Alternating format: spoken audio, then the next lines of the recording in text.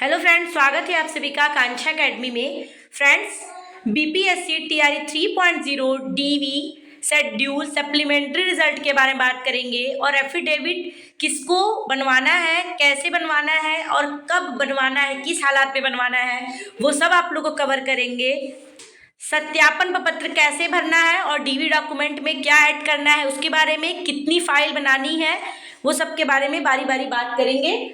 तो अभी बीपीएससी ने एक नोटिस दिया है सबसे पहले सप्लीमेंट्री रिजल्ट के लिए। कुछ बच्चे टीआई 3.0 में जो पास नहीं है वो सप्लीमेंट्री रिजल्ट की लगातार मांग कर रहे हैं कि सप्लीमेंट्री दिया जाए।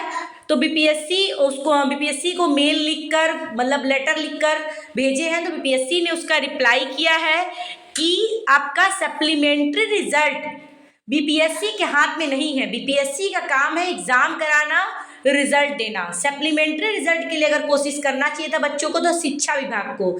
शिक्षा विभाग अगर रिक्वेस्ट बीपीएससी से करता है कि आप सप्लीमेंट्री रिजल्ट दीजिए, उनको खाका तैयार करके देगा, जितनी भी वैकेंट सीटें होंगी उस पर बीपीएससी को क्या है, बीपीएससी को सिर्फ रिजल्ट देना है।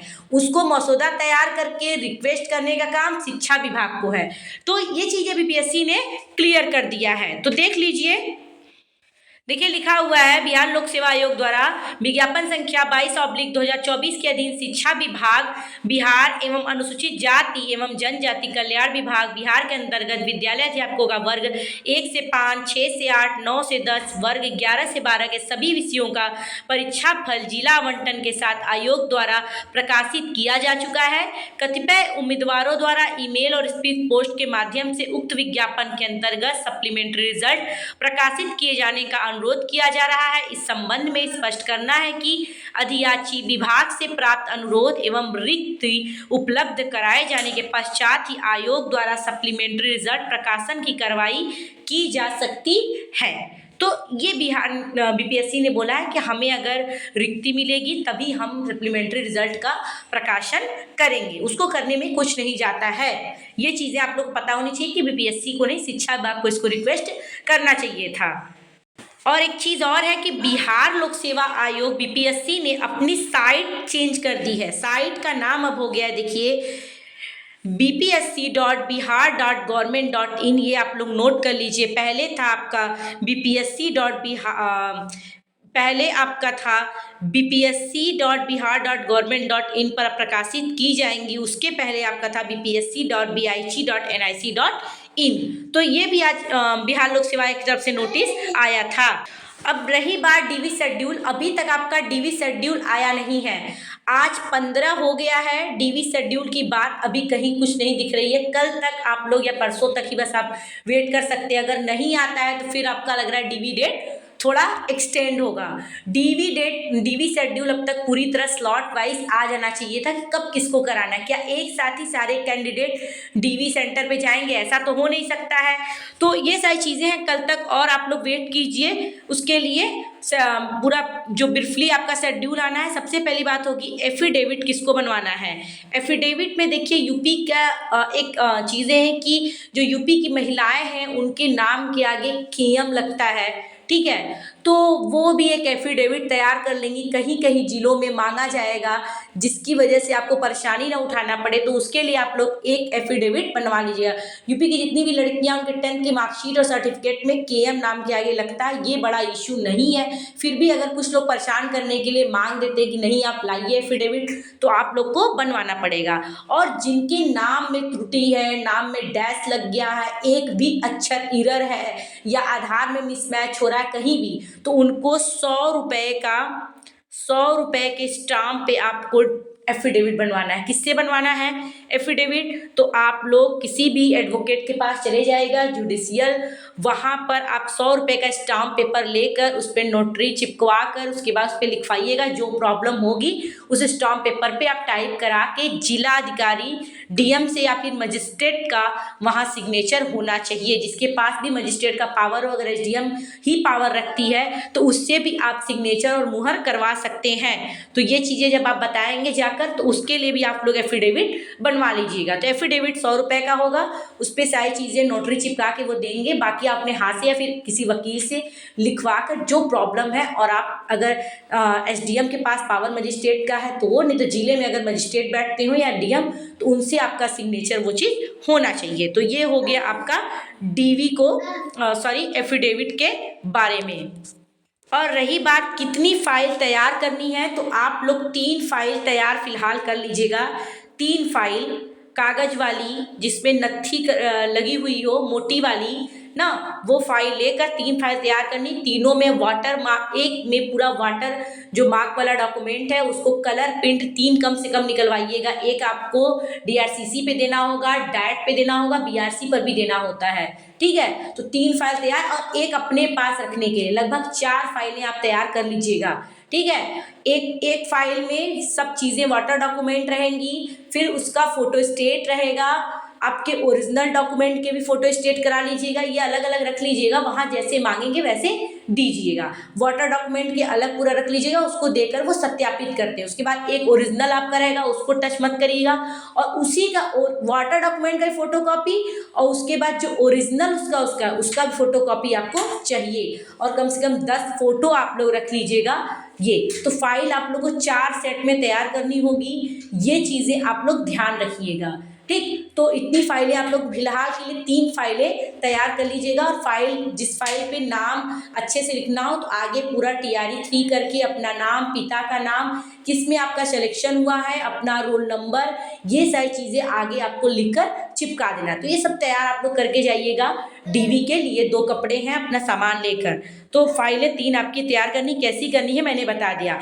अब रही बात, देखिए सत्यापन प्रपत्र कैसे भरें। आपको 4 पेज का सत्यापन प्रपत्र मिलेगा, उसमें आपको सारी डिटेल अपनी भरनी होगी, जिससे आपका पुलिस वेरिफिकेशन उसी के आधार पर होता है, ठीक है। और वही आपका आगे चलता है, जितनी भी विभागों में वो आपका लेटर जाता है सेट वाइज, ठीक है। तो कैसे भरना है वो भी हम आपको अभी बता देते हैं।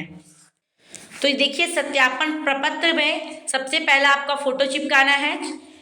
ये सारी डिटेलें हैं जो आपको भरनी है। सबसे पहले देखिए नाम, अपना पूरा नाम, कुल नाम जिसको आप कह सकते हैं, तो पूरा नाम को भरना है। अपना गांव, थाना, जिला, मकान नंबर, सड़क, जो आप लोग पूरा डिटेल लिखते हैं, घर का पूरा पता, ठीक है। गत 5 वर्षों के दौरान उस स्थान के ब्यौरे जहाँ पे आप गए हैं या फिर रहे हैं, तो गत 5 वर्षों के दौरान उन स्थानों ब्यौरे के जहाँ पे एक समय 1 वर्ष से अधिक निवास किया हो, 21 वर्ष की आयु पूरा करने के बाद, यदि मतलब ये सारी चीज़ें छोड़ दीजिए, तो आप जहाँ रहते हैं वहीं का आप इसमें डिटेल भर सकते हैं। सेम डिटेल, अगर नहीं कहीं गए हैं तो बाकी इसमें भी वही चीज़, इसमें भी वही चीज़ भरना है।